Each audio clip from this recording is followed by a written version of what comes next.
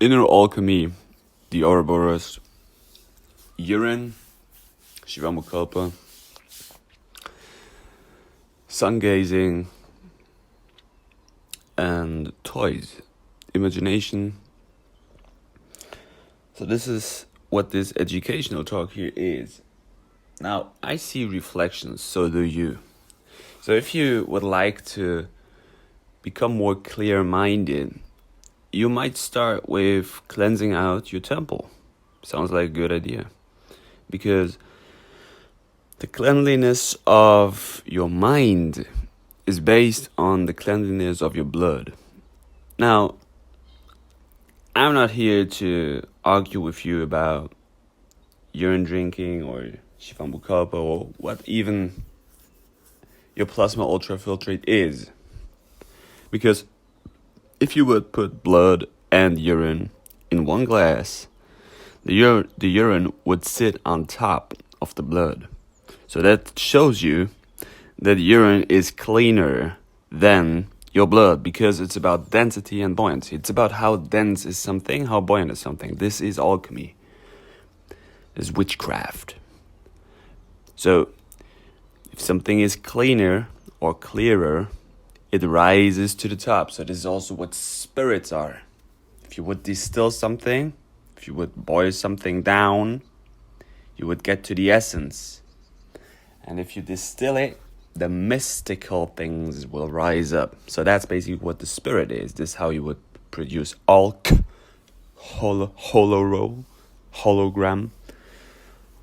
holy elixirs, a hole.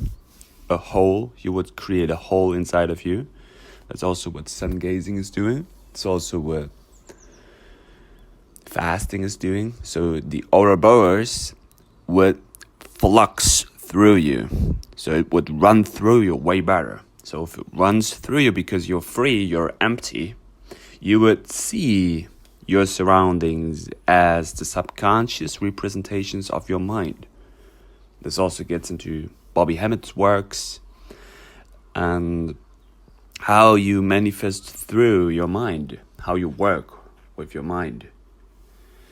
So this is why I recommend you to maybe clean up your diet. Start to eat more vegetables. Start slow. Or if you're ready for something else, only eat fruits. The next level would be, hey, what about juice fast? Or why don't you only drink water? Then we can get also into the still water. Or if you would like to walk the Pharaoh's path, you drink your urine. Now, basically, this is the weirdest path because you start to maybe become a weirdo piss drinker.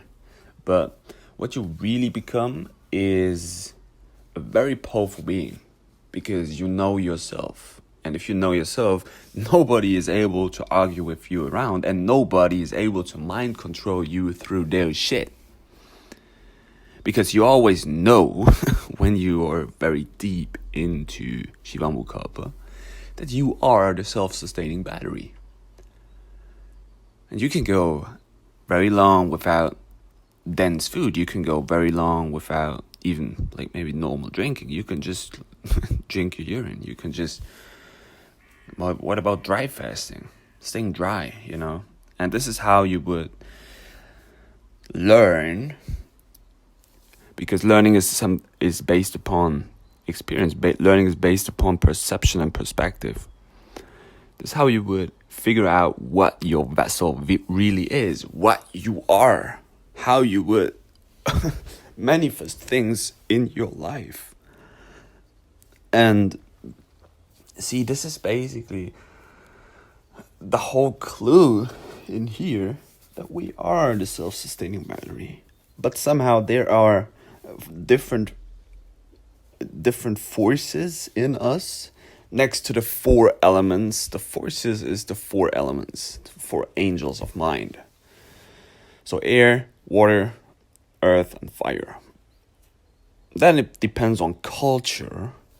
If you would maybe have also wood in there, or if you would have steel in there, or metal.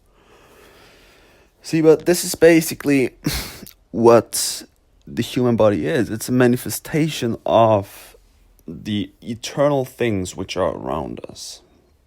So this is the donut consciousness, the donut mirror. What The Simpsons was showing you. Oh yeah, and The Simpsons were, by the way, created by a Freemason, right? So what does Freemasonry mean? Freemasonry just means free man of sun and air. Because this is what we all are. But I'm not here to argue with you about, it's not good to live in a city and the industrialization is bad. No, use it. Use it.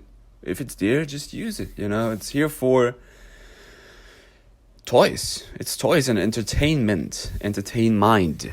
See, but basically we come from the stars, space. And we come from the ether. And we manifest here as gods, literally. So where do you think we go when we leave this realm? I don't know. It seems like we're just waking up to a far greater potential here than we could ever imagine, because this is only a manifestation through the mind, which sits on top of our spine, which is the 33 vertebrae, the ladder that you climb up to the heavenly realms, to the head, the North Pole Star. See, the allegories already show you that you should not look outside of you. You should look outside of you once you've mastered your mast to sail your ship, which is your spine. And you have went to skull, which is your head, obviously. So you don't have to go to school, but you have to go to skull. That's what this whole thing here is. See, this is why I'm so intelligent with it. Because I've worked on my inner alchemy. I know what Shivambukalpa is. I know what urine is. I know how alchemy is done. See, and basically alchemy is only internal. And then we can put things from outside of us into our own lab. But that was the whole misconception that the alchemists had in the Middle Ages. Maybe the Middle Ages are even the Middle Ages when we, start to be 40. But once we drop into the age of 40, we maybe should just fast for 40 days. But we get into midlife crisis because we drained all our energies. We drained all our semen, our eggs. We drained all of the fluids inside of us. See, but if you would work internally, if you would use your semen, use your eggs, doesn't matter if you're male, female, transgender, queer, whatever, I love you. You're a being. You're a spirit. Encapsulated in a vessel. That's what we are. I don't care where you come from. We are the same. We have all the same laboratory. But you have to have the blueprint, the key to work with it. If you don't have the key to work with your vessel, how would you ever be able to manifest your life? It's impossible, because you would always go out to look for something, but that locks you because you have not gone inside. That was the whole trick. Because who are they? I don't know them. I only know myself. That's what you should know. Because what's outside of you is just the representation of your mind. See, but if we might do this all together, which I am not even sure if these minions exist outside of me. They're just subconscious representations of me.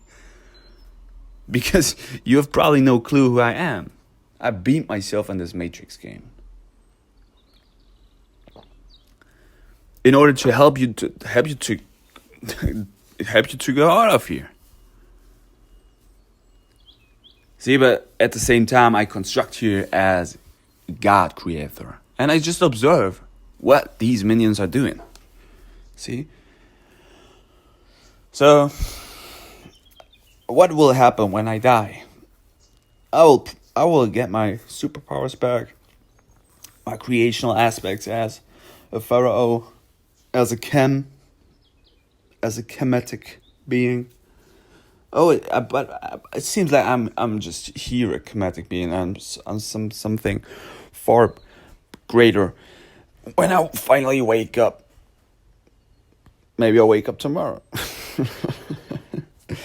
Yeah, so enjoying the journey is important, and mastering obviously your vessel. So get into sun gazing, get into Shivamukalpa, get into urine, put urine into your senses, onto your skin, and yeah, get into new things. See things as toys. You know, when you were a kid, everything was way easier for you to move because you were just observing it as toys. So it's just, hey, play with it. See, and this is why if I have the capacity in my mind to see something only as a toy, I can work with it way easier. But then if the mind comes into place and like, oh, no, we have to do it exactly like this and like that. No. That's a form. In the first place, I only see forms here, different shapes. What it is, I don't know what that is to you. It symbolizes something. Everything is a symbol unto itself. So how you would see it, that's what it will become for you. But in the first place, you are the self-sustaining, everlasting infinity flow of the ouroboros. Stay calm. Play.